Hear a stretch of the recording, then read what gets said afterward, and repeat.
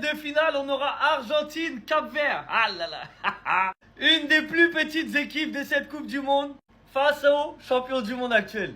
Les Cap-Verdiens, désolé hein, vraiment désolé. On s'est bien amusé, tout ça, mais va falloir quitter la compétition.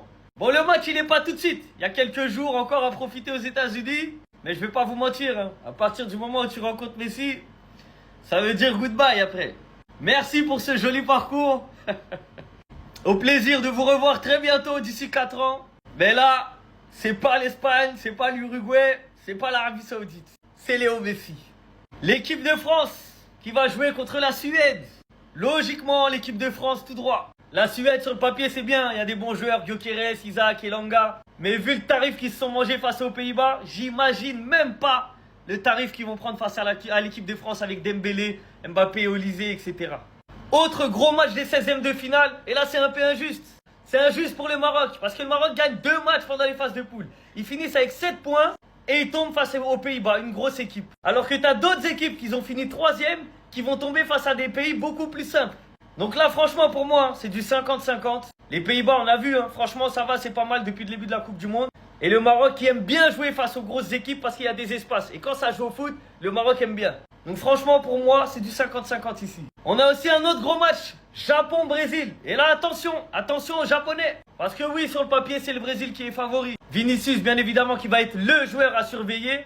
Mais attention aux Japonais, avec leur rigueur, avec leur tactique, avec leur dévouement pour leur pays. Ça va courir partout. Et je vous jure, hein, ils peuvent éliminer le Brésil. Le Japon peut éliminer le Brésil. Allemagne-Paraguay, bon là, pas grand chose à dire. Hein. Favori l'Allemagne.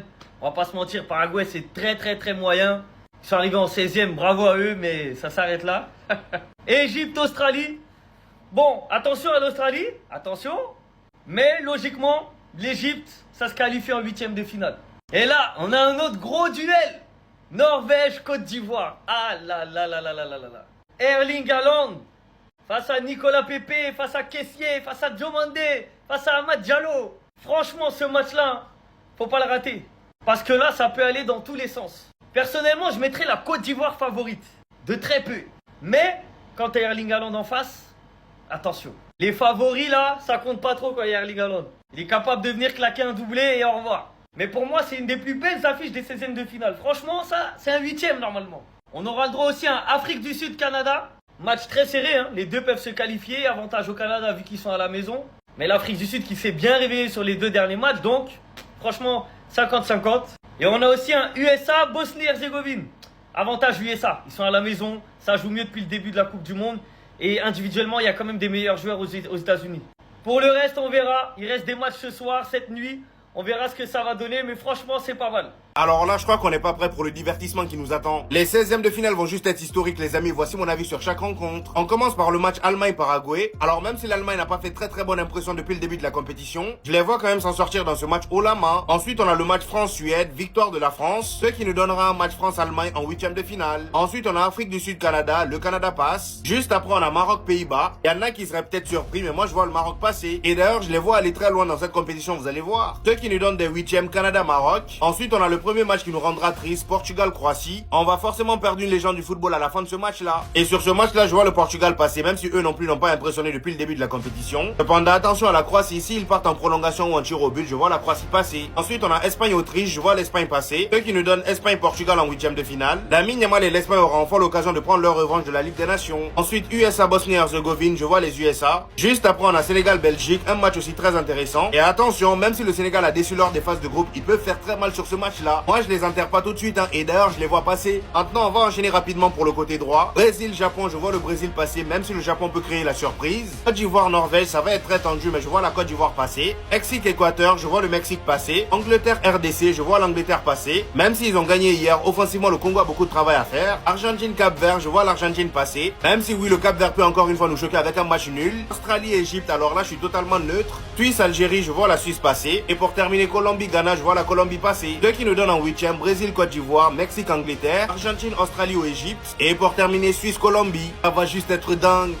Les gars, c'est officiel. Regardez toutes les équipes qualifiées en 16e de finale de la Coupe du Monde 2026. La RDC en fait partie, le Sénégal en fait partie, la Côte d'Ivoire, l'Algérie, les pays africains sont au rendez-vous, la famille, le Maroc. Non mais je suis trop content. Regardez, le Brésil va affronter les Japon, la Côte d'Ivoire va affronter la Norvège, le Mexique va affronter l'Équateur, l'Angleterre va affronter le Sénégal, la RD Congo, l'Argentine va affronter le Cap-Vert, l'Australie va affronter l'Égypte, la Suisse va affronter l'Algérie, la Colombie va affronter le Ghana. De l'autre côté, ces côtés quand même c'est très compliqué parce que j'ai vu ils ont mis beaucoup d'Africains de ces côtés, on va se retrouver. De l'autre côté, l'Allemagne qui va jouer, le Paraguay, la France qui va jouer, la Suède qui va jouer, le Canada, le Pays-Bas qui va jouer, le Maroc, le Portugal qui va jouer, la Croatie, l'Espagne qui va jouer, l'Autriche, les États-Unis qui vont jouer, la Bosnie et la Belgique qui va affronter le Sénégal. La famille, dites-moi qui seront qualifiés. Voici les 8 meilleurs troisièmes. Et hier, je vous en avais parlé du Sénégal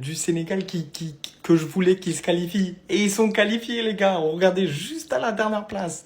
Et en plus, ils vont affronter la Belgique. Moi, je vous le dis déjà en avance. Je vais pas vous porter l'œil, les frères sénégalais. Vous allez gagner. Vous allez chicoter la Belgique. C'est moi qui vous le dis. Vous allez les gagner. Ils sont trop nuls cette année.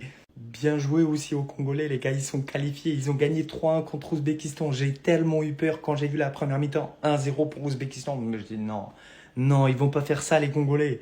Par contre, maintenant, ça va pas être la même chose. C'est ça que j'ai peur. En fait, contre Angleterre, soit vous faites match nul, vous allez au tir au but, soit vous finissez 4-0, 5-0. Je suis désolé, les Congolais, mais franchement, il va falloir s'accrocher parce que ça va être dur. Maintenant, on va voir ensemble les 8 meilleurs troisièmes et ceux que je pense qui vont se qualifier après. La Suède, non. Le Congo, je suis désolé les frères, mais non.